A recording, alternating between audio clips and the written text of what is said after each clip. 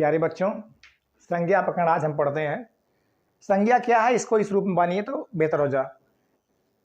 एक सूत्र है, संज्ञा नायते इति संज्ञा, संज्ञा नायते इति संज्ञा। जब हम सूत्र पकड़ते हैं तब हम अच्छे ढंग से समझ पाते हैं। ये है क्या? संज्ञा नायते जो शब्द बना हुआ है, संज्ञान और आयते से बना हुआ है। संज्ञान आयते, संज्ञान माने होता है जानकारी, संज्ञान माने जानकारी, आयते माने आया। जो भी हमारे संज्ञान में आ गया, जानकारी में आ गया, हमारे सन्निकट आ गया, हमको मालूम हो गया, वो सब संज्ञा ही है। संसार की जो भी वस्तु, जो भी व्यक्ति, जो भी स्थान, भाव और बहुत कुछ, सब संज्ञा है। इसीलिए सूत्र क्या है? संज्ञा नायते इति संज्ञा, संज्ञान धन आयते। यहाँ एक संधि भी है, उसका भी खुलासा आप करते हैं आपके बीच। संज्ञान और आयते से बना हुआ है। संज्ञान धन आयते, संज्ञान अर्थात जानकारी और आयते अर्थात आया। आ और आ मिल करके यहाँ जो है बना है बड़ा आ, जो आपको बड़े ना के रूप में हुआ है। तो संज्ञान आयते, संज्ञा नायते, अकः सवर्णे दीर्घ, यहाँ दीर्घ संधि भी है। तो दीर्घ संधि का प्रभाव बन गया और यहाँ क्या बन गया? संज्ञान आयते, संज्ञान में आया हुआ। अब इसकी परिभाषा बनाते हैं सूत्र के आधार पर। तो अब आप सूत्र अगर समझ गए होंगे तो इसी से हम परिभाषा बनाते हैं। तो परिभाषा में सबसे पहले आप देखिए, किसी व्यक्ति, पहले में क्या आया? व्यक्ति, दूसरे में वस्तु, तीसरे में स्थान और चौथे में आएगा आपका भाव। केवल 4 टॉपिक बना इसमें बस। किसी व्यक्ति, वस्तु, स्थान तथा भाव के नाम को संज्ञा कहते हैं, के नाम को संज्ञा कहते हैं। अब देखिए सूत्र क्या कहा था? संज्ञा नायते इति संज्ञा, जो हमारी जानकारी में आ जाए वो सब संज्ञा है। और यहाँ जानकारी में क्या आया? कोई व्यक्ति, संसार का कोई व्यक्ति जिसकी चर्चा हुई है, हमारे सामने कोई वस्तु होगी, या किसी स्थान पर हम होंगे, या कोई जो है भाव सामने होगा। तो ये 4 में ही सारा का सारा संसार समाया हुआ है। 4 के अलावा 5वां आपको नहीं मिलेगा। या तो व्यक्ति होगा, या तो वस्तु होगा, या तो स्थान होगा, या कहीं ना कहीं आपका भाव बनेगा। अमीरी, गरीबी, सत्ता, मित्रता आदि बहुत सारे भाव बनते हैं। तो 4 सामने आया, तो यही आपकी संज्ञा की परिभाषा है। परिभाषा और बहुत सारी मिल सकती है, दूसरे रूप में हो सकती है, लेकिन उन परिभाषाओं में इन 4 का होना ये मुख्य है। पुनः सुन लीजिए आप, किसी व्यक्ति, वस्तु, स्थान तथा भाव के नाम को संज्ञा कहते हैं। तो हम पढ़ रहे हैं संज्ञा प्रकरण, आपको संज्ञा आप कन्फर्म हो गया होगा। तो ये 4 चीजों को आप मत भूलिएगा, व्यक्ति, वस्तु, स्थान तथा भाव। तो अब आप चलिए इसके भेद की ओर चलते हैं। संज्ञा के भेद, संज्ञा के भेद मुख्यतः 3 हैं, व्यक्तिवाचक, जातिवाचक और भाववाचक। लेकिन भाववाचक के 2 पार्ट कर देते हैं तो फिर 2 बढ़ जाता है। तो आइए इसको अब आप समझ गए होंगे। पुनः सुन लीजिए, व्यक्ति, वस्तु, स्थान तथा भाव, ये 4 मुख्य हैं। अब इसके जो भेद हैं, सबसे पहले आपका पहला भेद जो आता है संज्ञा के भेद में, व्यक्तिवाचक संज्ञा, व्यक्तिवाचक संज्ञा।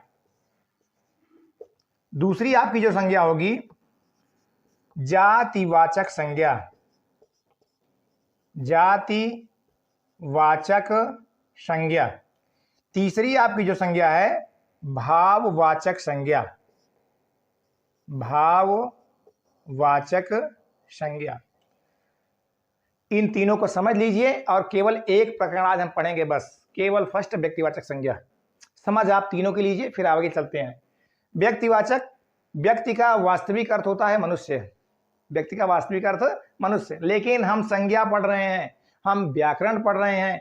भाषा के अंतर्गत जब व्याकरण पढ़ते हैं तो उसका विशेष अपना एक रूप होता है।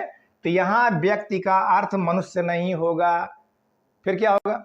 व्यक्ति का मतलब तन्हा, एक, अकेला, चाहे वो पशु ही क्यों ना हो, पक्षी ही क्यों ना हो, जानवर ही क्यों ना हो, स्थान ही क्यों ना हो, सब कुछ व्यक्ति में आएंगे। पुनः सुन लीजिए, व्यक्ति का मतलब मनुष्य नहीं होगा, व्यक्ति का मतलब अकेला तन्हा होगा। तो जहां अकेला होगा वह जो है सब का सब जो है व्यक्तिवाचक संज्ञा में आएगा। तो कुल मिलाकर यहां जो है एक होने का बोध होगा, अकेला होगा, दो नहीं होगा, दूर दूर तक जो है। तो जहां एक रूप दिखाई पड़ेगा वह सब का सब व्यक्तिवाचक संज्ञा में आएगा। तो आज हम पढ़ेंगे आपका व्यक्तिवाचक संज्ञा, बस केवल इन दोनों को हम रद्द कर देते हैं, जातिवाचक और भाववाचक फिर अगले पार्ट में हम पढ़ेंगे। आज केवल व्यक्तिवाचक। अब व्यक्तिवाचक क्या है इसकी भी परिभाषा आप जान लीजिए। परिभाषा बनाते समय आप ऐसे शब्दों का चयन करिए जो कहीं भी गड़बड़ ना हो, कोई भी आपको काट ना पाए। तो आप परिभाषा जब भी शुरू करेंगे साफ साफ लिखेंगे, संज्ञा के जिस शब्द से, संज्ञा के जिस शब्द से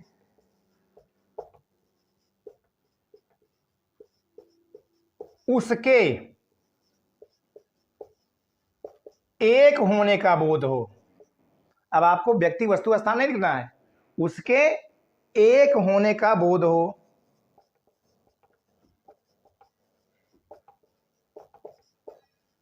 तो उसे व्यक्तिवाचक संज्ञा कहते हैं। क्या कहेंगे? व्यक्तिवाचक संज्ञा। अब एक का मतलब है दो नहीं है, बहुत से नहीं है, यहां वहां की चर्चा नहीं है, केवल एक। अब एक में वह तीनों टॉपिक आ गया, मूल परिभाषा, व्यक्ति, वस्तु, स्थान।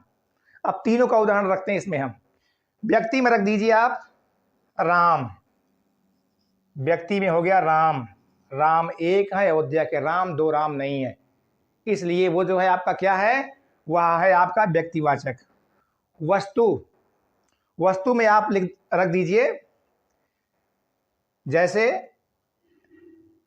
या जीव में रख दीजिए ऐरावत हाथी, ऐरावत हाथी, इंद्र की हाथी का नाम था ऐरावत हाथी। गंगा भी आप रख सकते हो, गंगा एक नदी का नाम है, नदियां बहुतेरी हैं लेकिन हम केवल गंगा का नाम लिए।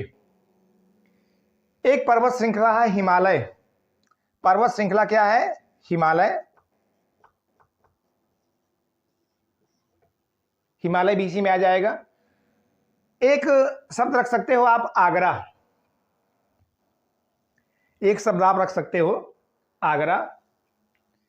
ऊपर देख लीजिए आप, यहां आगरा। तो जितने भी पार्ट हैं सब कहीं न कहीं आपको एक होने का बोध करा रहे हैं। आगरा एक शहर है, आगरा दो नहीं है। हिमालय पर्वत एक है, पर्वत तो बहुतेरे हैं लेकिन हमने एक का चयन किया हिमालय। नदियां बहुतेरी हैं, हमने एक का नाम लिया गंगा। हाथी बहुतेरी, हमने एक का नाम लिया ऐरावत हाथी। राम बहुतेरे होंगे लेकिन हमने एक राम का नाम लिया, अयोध्या के राम को सब जानते हैं, जग विदित है वो। तो जहां एक होने का बोध हो, परिभाषा क्या कह रही है? संज्ञा के जिस शब्द से उसके एक होने का बोध होता है वह व्यक्तिवाचक संज्ञा कहलाती है। कुछ समझ में आया? आशा करते हैं पूरा आपको समझ में आ गया होगा। संज्ञा प्रकरण में हम केवल एक टॉपिक अभी आपको बताए, व्यक्तिवाचक संज्ञा। व्याकरण की दृष्टि से व्यक्ति माने मनुष्य, आदमी नहीं, व्यक्ति माने तन्हा, व्यक्ति माने अकेला, एक होना। तो जहां एक होने का बोध हो उसके वस्तु, उसकी स्थिति, उसके स्थान, या अन्य रूप से। तो जब एक होने का बोध होगा तो वह निश्चित रूप से किसमें आएगा? वह आएगा व्यक्तिवाचक संज्ञा में ही आएगा।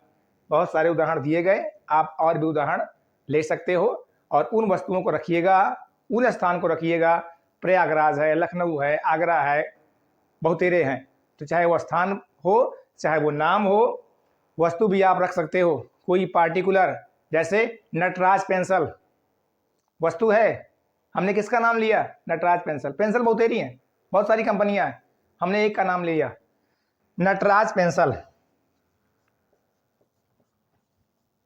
नटराज पेंसिल का हमने नाम ले लिया। अब आप ध्यान दीजिएगा, व्यक्ति हो गया राम, वस्तु हो गया नटराज पेंसिल, व्यक्ति, वस्तु, स्थान में आपका हो गया आगरा। तो सब का सब जो है पूरा का पूरा प्रकरण आपका क्लियर हो गया। तो व्यक्ति अर्थात अकेला। तो प्यारे बच्चों, आज के लिए बस इतना ही।